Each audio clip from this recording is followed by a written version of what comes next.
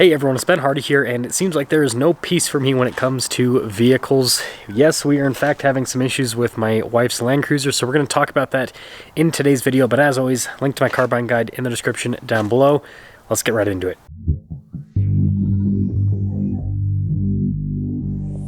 So this is my wife's new to her 2021 Toyota Land Cruiser. It's a regular Land Cruiser, and I know it doesn't look regular anymore because we've done some things to it. Basically, colored paint protection film. We painted some stuff like the grille, and then you can see around the fog lights.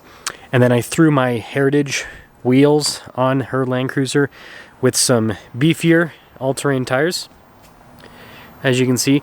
So in terms of like quote-unquote modifications, nothing that's a real modification in my personal opinion, and that's not what is causing the issues on her Land Cruiser. But yeah, regular 2021 Toyota Land Cruiser. And here, I'll open it up so you can see. Low mileage car too. I mean, look at the interior on this, especially like the seats, for example. It's basically a brand new vehicle. But alas, nothing good lasts forever, apparently. So we do have some issues, and I don't know if it'll present itself. The first one is with starting up the vehicle. So you guys probably heard a little bit of a lag there. And now that the car is fully started up, you can see we've got, it's kind of hard because the tachometer is over it, but we do have the airbag light on her car. And I do think this has a maintenance light too. No messages on it. But yeah, we've got the airbag light. You heard the startup, it was kind of slow. The car's been consistently dying. It's been the battery to the vehicle, and the battery dying, the airbag light wasn't on until the battery died, and then once we restarted it, then the airbag light was on. So I think that's just like a system short circuit or something. But yeah, it's been having some weird battery issues. So I guess I'll pop the, that's the gas cap, pop the hood, and I have to go close the gas cap. I always get those two mixed up. If you own a Toyota, you probably have the same thing as me. But I'll show you guys under the hood here quickly. If I remember where the latch is. There we go. Ah! Am I doing it through? Oh, I forgot. This one's pull up. There we go. So you guys can see with the battery here, it looks like this is probably the original battery on it, because it's a Toyota battery. So that's my best guess. And also, I don't know why this cap is not on, so I'll put that on right there. But yeah, so it looks like it's on its original battery. I mean, it's a 3-year-old car, but it only has like 13,000 miles on it. We bought it with like, I think about 13, just low 13,000 miles. Yeah, you can see almost 14,000 miles on it now. But yeah, 3 years old, so I guess it kind of makes sense as to why the battery would have to be replaced. But the weird thing is with the engine, with how it's running, I'll take it out for a point of view drive to show you guys kind of what my wife's been talking about. But yeah, it's a little bit concerning since we just got it, especially considering the fact that I also have a Land Cruiser. Mine's a Heritage Edition, so slightly different, but not all that much different. And we've had zero issues with, well, we've had one issue. I had to replace the key fob battery because it was low. But other than that, the rest of the car's been perfectly fine. And I guess we'll pop the hood and see if mine's on its original battery too. Well, let's get this right this time. No gas cap popping, just the hood. Do. And remember, just pop up here. So this one's also on its original battery, so I should have to replace mine maybe soon, because this one's a 2020, so this one's 4 years old. That one's 3 years old. So you'd think that if any of them are going to have battery issues, it's going to be mine. And I have more miles on mine now. I bought it with less. It had like 12,000. But now I've got almost 16,000 miles on mine. I've put quite a bit, because it's been a great car. Like this, the Heritage Edition has done absolutely fantastic. So yeah, it's not like mine has a new battery and hers doesn't. So it's weird. Again, it's really weird that hers is being problematic and mine's not, when they're literally the same car and mine's technically older than hers. Well, we are going to drive the wife's Land Cruiser for a little bit here to see if it does anything weird performance wise.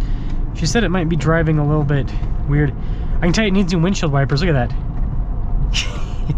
Again, another thing that my car doesn't need.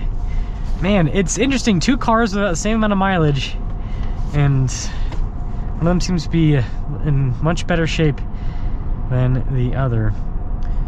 And I will talk about, you know, I know a lot of people are going to be like, Ben, didn't you get the car checked, all that kind of stuff. I'll discuss that at the end of this video. But it seems like it drives pretty normal. She said the oil pressure seemed low, but it's when you're at idle, it is going to be lower. Doesn't seem like the oil pressure is doing anything weird either. I mean, the engine's performing as it should. I'll do the ECT power here. Yeah, I mean, it's got the normal grunt it should have. So I wonder if it was something that, you know, the computer was kind of communicating to the engine weirdly after the battery died for her. And now that it's got a little bit of charge in it, perhaps the whole driving weird thing isn't a thing anymore. She did also say the suspension felt a little bit compared to the Heritage, but they do have different suspension slightly in the back. The Heritage has, you know, a little bit softer springs, or at least that's what it feels like ride quality wise. But we'll see over the train tracks here if it. I will say I am hearing some weird kind of like, I don't know if it's something in the car. It almost sounds like there's kind of like a little bit of rattle, like creaking. But yeah, the engine's performing just as the same as my Heritage. It's not doing anything weird. Excuse me. Oh, allergies this year. Seems pretty normal to me. The one thing that's not normal is the smell. So this car smells like cologne, and I was concerned about it being a smoker's vehicle, but I can't find any, like, I've been in a lot of smoker cars in the past. Can't find any evidence of any smoke ever being had in this car.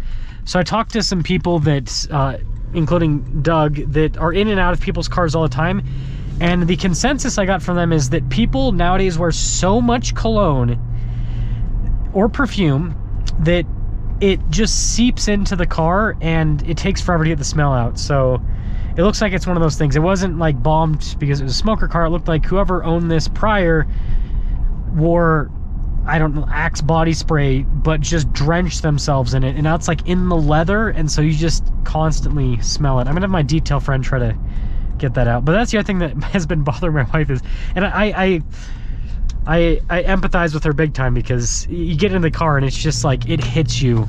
And it kind of makes your nose, like, makes my nose run a little bit. It's just gross. And so I guess a message, stop wearing cologne, stop wearing perfume. It is completely pointless.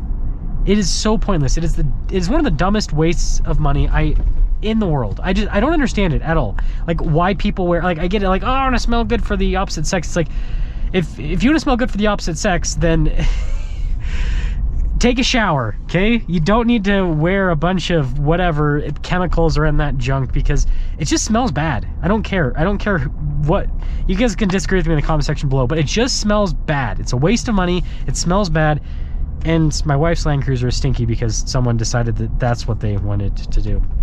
So we'll get back in a bit, and then I'll talk about inspection with this vehicle and all of that. So time to give the quick background with both of these Land Cruisers and why we might be having issues with my wife's Land Cruiser and not my Land Cruiser. So I bought both of these out of state, sight unseen, so I didn't see either of them before I purchased them, and we had a really good experience with my Heritage Edition. So with this, it got traded into the dealership. I reached out to them, and they were super, like, straightforward with everything. They told me the condition of the vehicle, that basically there was nothing wrong with it because the person that owned it prior took really good care of it. And so, yeah, everything checked out, and they were really quick with processing all the paperwork to get it sent out to Utah. And I mean, literally, they got it traded in, and then it was over here in Utah within, I think, like less than 2 weeks total. With my wife's Land Cruiser, it was a little bit of a different situation. So it had already been sitting at a dealer lot for a little bit of time. And so I reached out to that dealership and I couldn't get a hold of them. I tried for like a week, and my dealer friends also tried for quite some time, couldn't get a hold of them. Finally was able to get a hold of them, found out that their phone system had some sort of weird glitch with it, which is not a good thing because it was a new car dealership, and I wonder how many like new car deals they missed out because people just couldn't get through on the phone lines. But anyways, they were open to selling the car to my dealer friends, so we started the process of getting everything sent over, and this dealership just dragged their feet for like over 2 weeks. And in that, you know, period of time, I obviously asked them about the car, the condition, all that, and they said, yeah, really nice car. It, you know, checked through all of our inspections and all of that. And again, it's a new car dealership. It's a car, it only had like 13,000 miles. I can't remember exactly, but relatively new car at a new car dealership. I didn't really have any reason to worry about anything. And upon finally taking delivery of this car after, I think, literally waiting over a month, it drove fine. Again, it had the weird cologne smell that it still has that hopefully I can get rid of. But aside from that, it drove fine. It's not until recently that it's been acting up. And now I'm starting to get a little bit suspect. I'm wondering if that's why the dealership dragged their feet for so long with getting this car out to us, if there was something wrong with it that they tried to cover up. I don't know. I'm not going to blame them for it. We're just going to try to figure out what's wrong with it. So I'm going to take it into the Toyota dealership. I'm going to have them look at the Land Cruiser, and I mean, I'm hoping that it's just a battery. If it's more than that, then we might be reevaluating whether or not we want to keep this, which is sad because, again, we plan on keeping this for the next 10 to 15 years. But if it's going to be a problematic vehicle, then it just doesn't make sense. And it seems like my wife is just not a lucky person because the Defender was problematic, which, again, it's a Defender, so it makes sense. I'm just saying. Sorry, I had to give him a hard time. But with the Land Cruiser, it really shouldn't be, again, especially considering we have this one that it's been perfect. There's been no issues. So let me know what you guys think about this whole Land Cruiser situation. I'm just going to be patient. We're going to take it in to get serviced, see what it drives like after getting serviced, and we'll go from there. I'll see you.